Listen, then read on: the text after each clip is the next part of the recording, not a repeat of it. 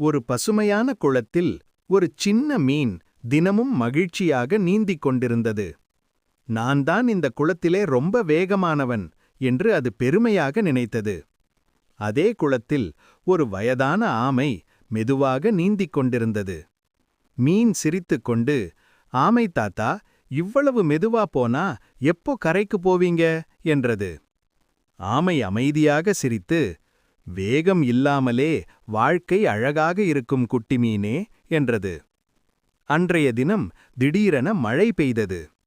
குளத்தின் தண்ணீர் கலங்கியது. மீன் வழி தெரியாமல் பயந்து சுழன்றது.